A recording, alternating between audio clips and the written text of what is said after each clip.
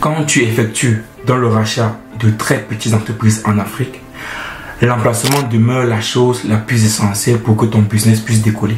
Si dès le départ, l'emplacement choisi n'est pas bon, quelle que soit la stratégie business que tu mettras en place, rien ne décollera. L'emplacement doit être le premier indicateur à prendre en compte quand tu décides de racheter une petite entreprise en Afrique.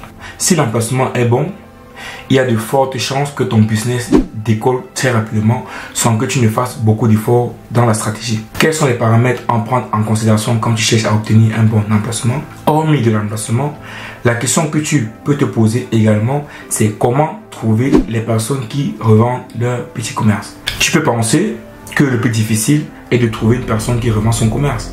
Mais tu te trompes totalement. Il y a plein de personnes qui revendent leur commerce pour diverses raisons. Je t'explique tout ça dans cette vidéo générique.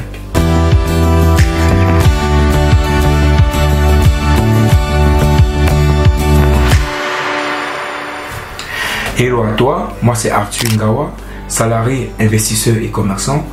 Je ne suis pas un entrepreneur parce que je pense qu'on ne peut pas être salarié et entrepreneur en même temps, mais on peut être salarié et faire de l'investissement et du commerce. Bienvenue à toi dans cette chaîne Africain Investissons, où l'on parle des opportunités d'investissement et de commerce à faire là où tu résides et en Afrique.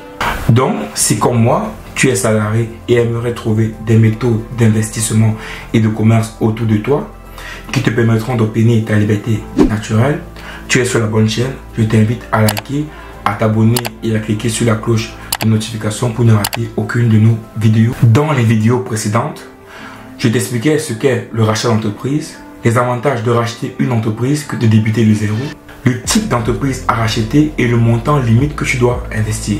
Je t'expliquais comment, avec le rachat de petites entreprises, tu peux créer un micro-groupe et également quelle stratégie business mettre en place pour réussir son rachat d'entreprise. Si tu n'as pas vu ces vidéos, je t'invite après cette vidéo d'aller dans la barre de description et de cliquer sur les liens pour apprendre davantage sur le rachat d'entreprise en Afrique. Comme dit en début de vidéo, lorsque tu décides de faire le rachat d'une petite entreprise en Afrique, il est primordial de mettre l'accent sur l'emplacement du business. Car un bon emplacement te garantit déjà une réussite de 50%. Mais comment faire pour trouver le bon emplacement? Tout d'abord, ça dépend de l'entreprise que tu rachètes.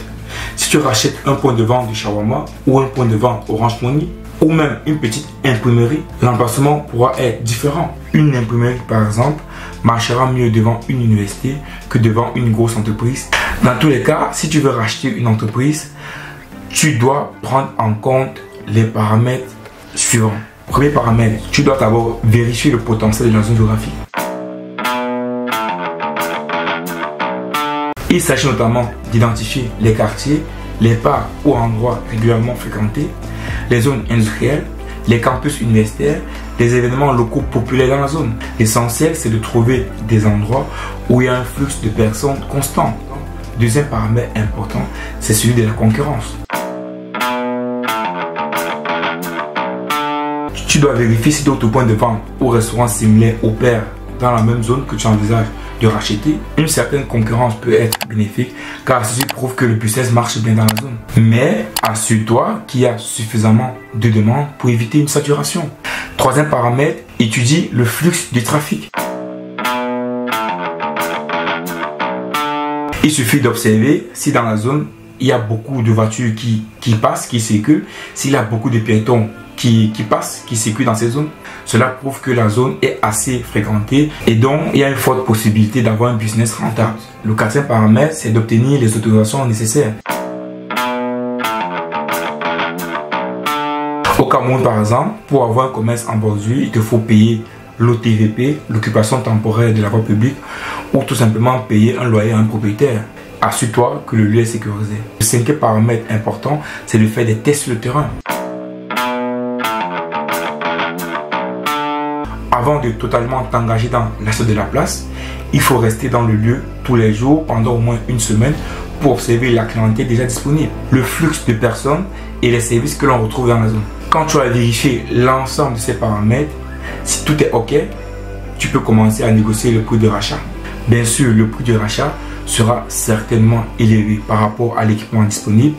Mais n'oublie pas que tu rachètes également la marque et son ancienneté sur le lieu. Avant de t'engager, il faut contrôler tous ces paramètres. Maintenant, comment trouver des petites entreprises à racheter? En Afrique, il n'existe pas du site internet où les gens peuvent publier leur entreprise qu'ils mettent en vente.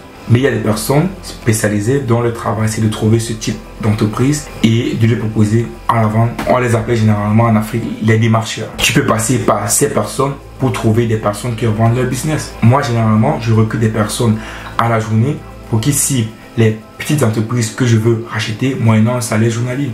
C'est aussi un bon moyen de trouver des petites entreprises dont le propriétaire veut changer d'activité ou tout simplement a des difficultés et aimerait vendre son business pour aller chercher un travail. Cette méthode marche également très bien. Si tu veux par exemple investir dans une petite entreprise qui est spécialisée dans la vente des glaces selon la zone géographique à fort potentiel que tu as déterminé, tu peux tout simplement trouver des petites entreprises qui sont déjà sur place et essayer de négocier pour acheter leur business. Je t'ai parlé précisément du rachat d'entreprises existantes, mais il y a également une possibilité de créer une nouvelle petite entreprise si tu penses que l'emplacement coche tous les critères définis précédemment. La seule différence est que tu ne pourras pas profiter du personnel qualifié et de l'ancienneté du lieu. Mais avec une bonne stratégie business et une bonne différenciation, tu peux facilement te démarquer des autres et fidéliser la clientèle. Dans tous les cas, ton risque est toujours minimisé puisque l'investissement au départ te coûtera moins de 1500 €. Donc, tu peux investir un montant que tu peux facilement risquer en Afrique. Et aussi, n'oublie pas de trouver un collaborateur de confiance et qui comprend ta vision. Commence par investir dans des petits projets et n'hésite pas à dupliquer le projet un peu partout.